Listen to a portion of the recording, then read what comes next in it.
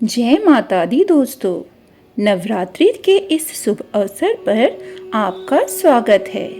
आज हम सुनेंगे दुर्गा सप्तशती का दूसरा अध्याय। बलवान शत्रु द्वारा घर अथवा भूमि पर अधिकार कर लेने पर इस अध्याय के सुनने या पढ़ने से शत्रुओं का नाश हो जाता है। दूसरा अध्याय, देवताओं के तेज से देवी का प्रादुर्भाव और महिषासुर की सेना का वध। ऋषि बोले, प्राचीन काल में देवी देवता तथा दैत्यों में पूरे 100 वर्ष युद्ध होता रहा। उस समय दैत्यों का स्वामी महिषासुर था एवं देवताओं का इंद्र था। उस संग्राम में देवताओं की सेना महाबली दैत्यों से हार गई। तब सभी देवताओं को जीतकर महिषासुर इंद्र बन बैठा। हार खाकर सभी देवता ब्रह्मा जी को अग्रणी बनाकर वहां गए जहां विष्णु तथा शंकर विराज रहे थे। वहां पर देवताओं ने महिषासुर के सभी उपद्रव एवं अपने पराभव आदि का पूरा वृत्तांत कह सुनाया। उन्होंने कहा, महिषासुर ने तो सूर्य, अग्नि, पवन, चंद्रमा, यम तथा वरुण इस प्रकार अन्य सभी देवताओं के अधिकार छीन लिए हैं। स्वयं ही सबका अधिष्ठाता बन बैठा है। उसने सभी देवताओं को स्वर्ग से निकाल दिया। महिषासुर महादुरात्मा है। देवता पृथ्वी पर मृत्यु के भांति विचर रहे हैं। उसके वध का कोई उपाय कीजिए। इस प्रकार मधुसूदन तथा महादेव जी ने देवताओं के वचन सुने। क्रोध से उनकी भौहें तन गई। तब भगवान विष्णु के मुख से एक महान तेज प्रकट हुआ। इसी प्रकार ब्रह्मा तथा शंकर के मुख से तेज प्रकट हुआ। दूसरे इंद्र आदि देवताओं के शरीर से भी महान तेज प्रकट हो आया। सभी तेज मिलकर एक हो गए। वह तेज पुंज इतना उग्र था जैसे कि जलता हुआ पहाड़ हो। देवताओं ने देखा कि उसकी ज्वालाएं सभी दिशाओं में फैल रही है। जब वह एक हुआ तो नारी के रूप में आ गया। उसके प्रकाश से तीनों लोक भर गए। महादेव जी के तेज से उसका मुख प्रकट हुआ। यम के तेज से उसके केस हुए। विष्णु के तेज से उस देवी की भुजाएं प्रकट हुई। चंद्रमा के दोनों स्तन, इंद्र के तेज से उसका कटि प्रदेश, वरुण के तेज से जंघा व उरुस्थल, पृथ्वी के तेज से नितंबों का प्रादुर्भाव हुआ। ब्रह्मा के तेज से दोनों चरण, सूर्य के तेज से चरणों की अंगुलियां, वसुओं के तेज से हाथों की अंगुलियां, कुबेर के तेज से नासिका का आविर्भाव हुआ। उसके दांत प्रजापति के तेज से प्रकट हुए। अग्नि के तेज से 3 नेत्र हुए। संध्याओं के तेज से दोनों भौहें, वायु के तेज से दोनों कान उत्पन्न हुए। इसी प्रकार दूसरे देवताओं के तेज द्वारा भगवती का प्रादुर्भाव हुआ। तब समस्त देवताओं के तेज पुंज से प्रकट हुई देवी जी को देखकर महिषासुर से पीड़ित सभी देवता प्रसन्न हुए। महादेव ने देवी को अपने त्रिशूल से शूल निकाल कर दे दिया। श्री विष्णु जी ने अपने सुदर्शन चक्र प्रकट करके दिया। वरुण ने शंख तथा अग्नि ने उसे शक्ति दी। मारुत ने उन्हें धनुष दिया और बाणों का भरपूर 2 तरकस दे दिए। देवराज इंद्र ने अपने वज्र से वज्र पैदा करके दिया। फिर सहस्त्र नेत्र इंद्र ने ऐरावत हाथी से घंटा दिया। यमराज ने कालदंड से दंड प्रदान किया। सागरपति ने रुद्राक्ष माला अर्पित की। ब्रह्मा ने कमंडल भेंट किया। सूर्य ने भगवती के भी रोमकूपों में अपनी किरणें प्रदान की। काल ने तलवार और उत्तम ढाल अर्पण की। क्षीर सागर ने हार तथा कभी न पुराने होने वाले 2 वस्त्र भेंट दिए। इसी प्रकार चूड़ामणि, दिव्य कुंडल तथा 2 कड़े भी भेंट किए तथा चमकता हुआ अर्धचंद्र, सभी भुजाओं के लिए बाजूबंद, चरणों के लिए नूपुर और कंठ के लिए सर्वोत्तम कंठुला भेंट किया।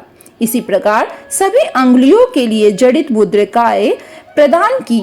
विश्वकर्मा ने निर्मल परशु भेंट किया और अनेक रूपों वाले अस्त्र अभेद कवच मस्तक तथा गले में धारण करने के योग्य कभी न कुम्हलाने वाली कमलों की माला दी। जलाधि ने उसे बहुत सुंदर कमल दिया। हिमालय ने वाहन के लिए सिंह और भी अनेक प्रकार के रत्न भेंट किए। कुबेर ने सूरा से भरपूर पात्र दिया। सभी नागों के स्वामी एवं पृथ्वी धारण करने वाले शेष जी ने महामणियों से सुशोभित नागहार दिया। इसी प्रकार सारे देवताओं ने भी भूषण आयुधों से देवी जी का सत्कार किया। तब तो भगवती ने अट्टहास करके ऊंचे स्वर में गर्जना की। उसके भयानक नाद से सारा आकाश भर गया। तब देवगण प्रसन्न होकर उस सिंह वाहिनी देवी की जय जयकार करने लगे। मुनियों ने भक्ति भाव से नम्र होकर देवी जी की स्तुति की। इधर देवताओं के शत्रुओं ने सारी त्रिलोकी को क्षोभग्रस्त देखा। तब वे अपनी सारी सेना को कवच आदि से तैयार कराकर अस्त्र शस्त्र लेकर झट उठ खड़े हुए। महिषासुर क्रोध में आकर बोला, अरे यह क्या हो रहा है? इतना कहकर सभी दैत्यों के साथ घिरकर उस सिंहनाद की ओर भागा।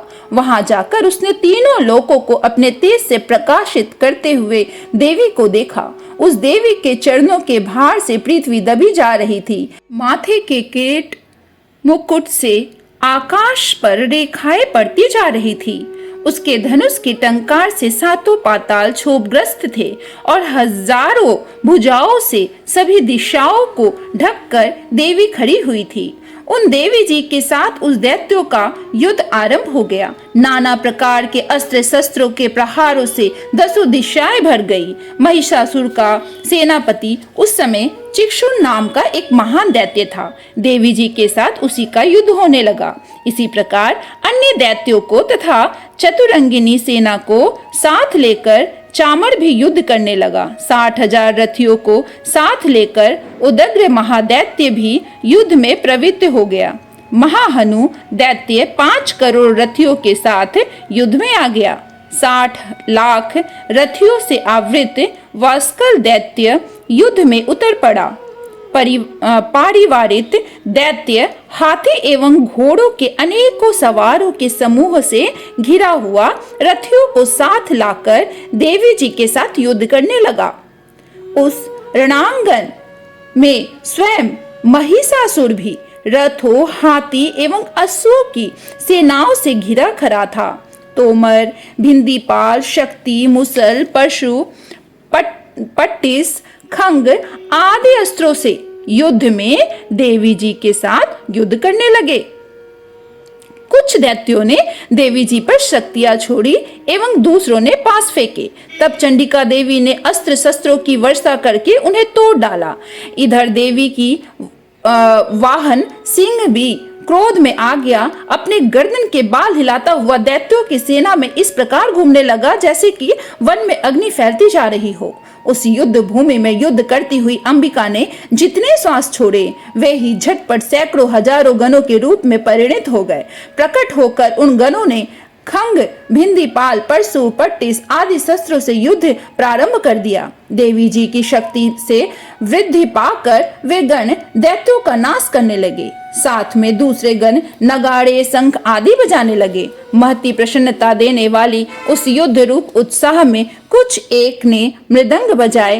तब देवी जी ने त्रिशूल, गदा और शक्तियों की वर्षा से तलवार आदि शस्त्रों से सैकड़ों महान असुर मार डाले और दूसरों कितने एक दैत्यों को घंटा के भयप्रद नाद से मूर्छित करके मार कर गिरा दिया। मरे दैत्यों को पास से बांधकर पृथ्वी पर घसीट डाला। कितने को गदा की चोट से घायल होकर पृथ्वी पर सो गए। मुसलों के प्रहार से कई एक रुधिर वमन करने लगे एवं कई एक शूल द्वारा वक्षस्थल फट जाने से पृथ्वी पर सो गए। कितने एक दैत्यों बाणों की वर्षा द्वारा युद्ध करने वाले शत्रु प्राण छोड़ने लगे। कितने एक दैत्यों की भुजाएं कट गई, दूसरों की ग्रीवाएं छिन्न भिन्न हो गई। कई दैत्यों के सिर कट गए, कुछ मध्य से विदीर्ण हो गए, कुछ दैत्यों को जंघाएं कट गई और वे पृथ्वी पर गिर गए। और कुछ एक दैत्यों की तो एक भुजा, एक आंख, एक पांव वाला करके 2 टुकड़े कर डाला। मार मार कर गिराए हुए रथी, हाथी, घोड़े एवं असुरों की लाशों के द्वारा जहां महायुद्ध हो रहा था वहां की पृथ्वी इस प्रकार भर गई कि वहां आना जाना कठिन हो गया था। वहां सेना एवं असुरों के रुधिर की बड़ी बड़ी नदियां बहने लगी। जगदम्बा जी ने एक क्षण में ही दैत्यों की महती सेना का इस प्रकार नाश कर दिया जैसे कि लकड़ियों के बड़े ढेर को अग्नि जला देती है। देवी का वाहन सिंह अपने बालों को छटकाता हुआ, बड़ी गर्जना करता हुआ दैत्यों के शरीर से मानो प्राण ही चून रहा हो, इस प्रकार घूमने लगा। देवी जी के उन गणों ने महाअसुरों के साथ बड़ा युद्ध किया, जिससे देवता प्रसन्न होकर आकाश से पुष्पों की वर्षा करने लगे। इति देवी उत्पत्ति और महिषासुर की सेना का वध नामक दूसरा अध्याय समाप्त। जय माता दी।